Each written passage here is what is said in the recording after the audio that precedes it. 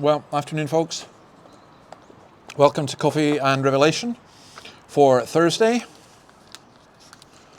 morning, or perhaps even evening for you whenever you're watching this. We're in Revelation chapter 15, and we're going to read verses 5 and 6 and talk about the covenant. Revelation chapter 15.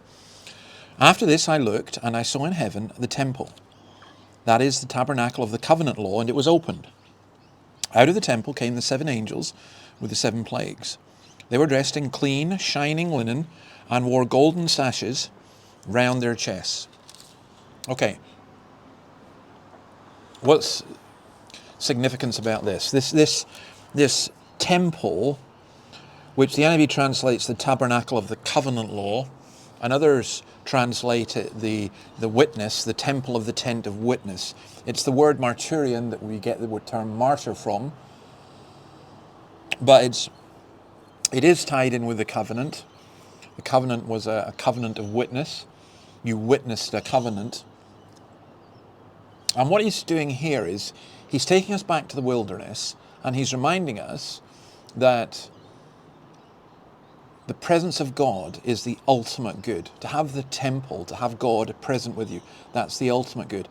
And it's that itself which enables us to be faithful and to bear witness even to the point of death. We witness because his witness is with us. So earlier, Revelation 11:19, then God's temple in heaven was opened, and within his temple was seen the ark of his covenant. I think this is the same thing. And there came flashes of lightning, rumblings, peals of thunder, an earthquake, and a severe hailstorm.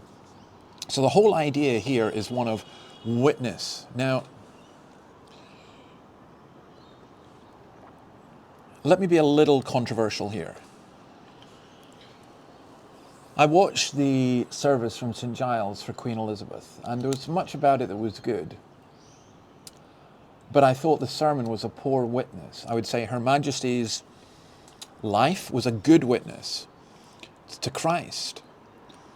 But the sermon itself pointed to her and not to Christ. And you'll notice in Revelation how all these things point to God and point to Christ. You know, it was opened. I saw it, and it was opened. It was opened. Matthew 3:16, as soon as Jesus was baptized, he went up out of the water. At that moment, heaven was opened, and he saw the Spirit of God descending like a dove and lighting on him. There is an opening of heaven, an opening of the temple, an opening of the covenant. I think, by the way, that the idea of covenant is really important, and I think some of us who don't get covenant theology, we're missing a lot. It's a great theme through the whole Bible, that God has a covenant with his people. And then as this was opened, these 7 angels come out with 7 plagues, clean shining linen, and the golden sashes. Now, where did we hear that before? Revelation 1:13. And among the lampstands was someone like a son of man, dressed in a robe reaching down to his feet, and with a golden sash around his chest. If you go to the talk on that near the beginning of this series, Daniel 10:5, I looked up, and there before me was a man dressed in linen with a belt of fine gold from Uphaz around his waist. So again, the clean shining linen and the golden sashes, what's that indicating?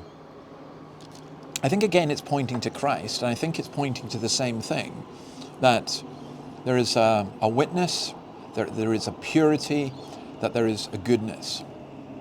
So the tabernacle of the covenant law, or the temple of the witness, is opened. The 7 angels come out with the 7 plagues, and they're dressed like this. Now, tomorrow I think we'll go on to look at the rest of the chapter, the last 2 verses in the chapter, which describe what they do.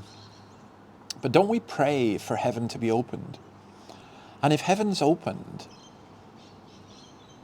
wouldn't we be a bit shocked if heaven being opened resulted in judgment as well as the presence of Christ? Don't those 2 things come together? The judgment of Christ and the mercy and the love of Christ. Okay, hope you've had a good day. Hope you'll join us again tomorrow. We shall see you then when we do the last part of this just absolutely incredible chapter.